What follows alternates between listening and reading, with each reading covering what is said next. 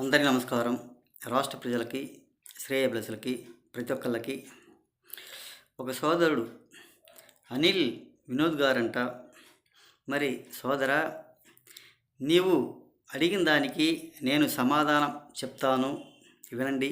మన రాష్ట్ర ప్రజలు కూడా వింటూనే ఉంటారు. మరి భోగాపురం ఎయిర్పోర్ట్కి శంకుస్థాపన చేశాడు, కొబ్బరికాయ కొట్టాడు, అవునా కాదా వైఎస్ జగన్మోహన్ రెడ్డి గారు? మరి కొట్టినప్పుడు దాని మీద ఎయిర్పోర్టు ఏమన్నా నిలబడి కలిగిందా, కట్టించారా, పెరిగిందా? ఒక్కసారి చెప్పండి మన రాష్ట్ర ప్రజలకి. ఇప్పుడు ఒక మంగళ షాపుకు పోయి గుండు గీయించుకోవడం నిమిషంలో పని. దాని మీద వెంట్రుకలు పెరగాలంటే ఎలా ఉంటుంది, ఎన్ని రోజులు పడుతుంది? ఒక్కసారి చెప్పండి. కావాలంటే ఎంత సమయం పడుతుంది ఆ గుండు మీద వెంట్రుకలు పెరగాలంటే? నీకు తెలియదా? అది అందరికీ తెలుసు కదా. మరి శంకుస్థాపన కూడా అంతే నాయన. మొదలు ఎవరు పెట్టింది అన్నది ముఖ్యం కాదు. అవకాశం వస్తే ఎవరైనా మొదలు పెడతారు, ఎవరైనా కొబ్బరికాయ కొడతారు. కానీ కేంద్రానికి వెళ్ళాలి, శ్రమించి పనులన్నీ చేయాలి, నిధులు తీసుకురావాలి, ఆ నిధులకు ఖర్చు పెట్టాలి. ఎంత కష్టపడి ఉంటారో ఒక్కసారి ఆలోచించుకో సోదరా, ఒక్కసారి ఆలోచించుకొని మాట్లాడండి. ఎంతో శ్రమించి పడబట్టే కదా ఈరోజు భోగాపురం ఎయిర్పోర్టు పూర్తి కాగలిగింది. ఇప్పుడు ఆకు వేయగానే సంబరపడిపోకూడదు. అన్నం వడ్డించే వాళ్ళు కావాలి, అన్నం వడ్డించాలి. అన్నం వడ్డించే వాళ్ళు కావాలా లేదో ఒక్కసారి చెప్పండి. ఏది ఏమైనా మీకు ఏం మాట్లాడాలో, ఎలా మాట్లాడాలో తెలియదు. ఇటువంటి పనికిమాలిన మాటలు మాట్లాడుకుంటుంటారు సోదరా. ఏది ఏమైనా ఇటువంటి పనికిమాలిన మాటలు ఆపండి. ఇది రాదు, రాబోదు, రాబోయే రోజులు కూడా రాదు. ఇంకా కుదించిపోతుందే కానీ అది పెరిగేది కాదు, అది రాదు అధికారంలోకి. ఏది ఏం మాట్లాడో, ఎలా మాట్లాడాలో ఒకసారి రాష్ట్ర ప్రజలకు అందరికీ తెలుసు. ఆ కప్పల రాజు విషయంలో కూడా అందరికీ తెలుసు.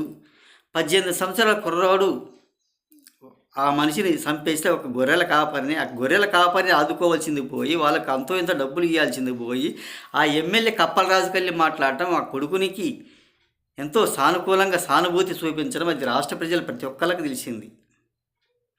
మరి ఇటువంటి మాటలు మాట్లాడుకుంటుంటే ఎవరు ఓట్లు వేస్తారు, ఎవరు గెలిపిస్తారు? ఒక్కసారి రాష్ట్ర ప్రజలు అందరి చూశారు, ప్రతి ఒక్కరు చూస్తూనే ఉంటారు. మీరు ఒక్కసారి ఆలోచించుకోండి. ఎవరు నమ్మరు, ఎవరు నమ్మటానికి ఆస్కారం లేదు.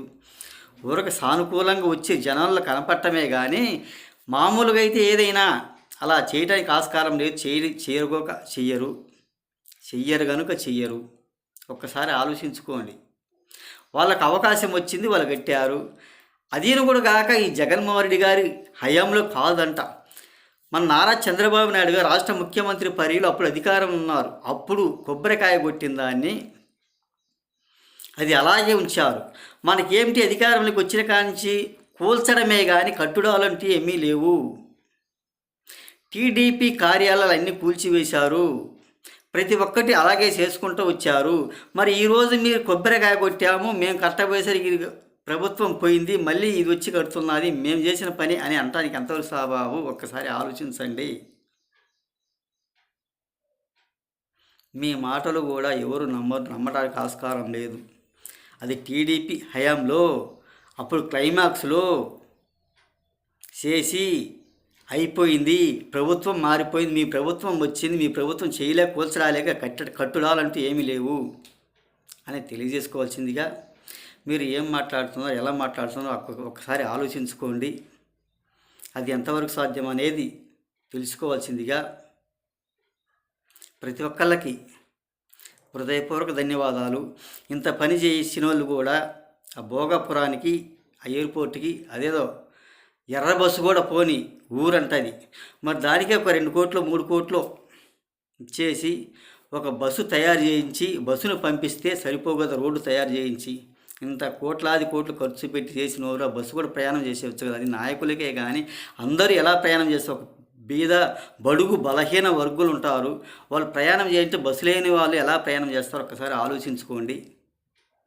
రోడ్డు మార్గం చూపించి రోడ్డు వేసి ఒక బస్సుని పంపిస్తే ప్రయాణం చేస్తారు, అంతేగాని ఇలా చేస్తే చాలా వరకు కూడా ఇది ఏంటంటే ఇంక చేశారు పెట్టారు అయిపోయింది కాబట్టి దానికి పట్టించుకోకూడదు, అయిపోయింది కదా అని తెలియజేస్తూ, అది కూడా మంచి పని మంచి పద్ధతి ఒక ఎర్ర బస్సు పోదు అని అంటున్నారు.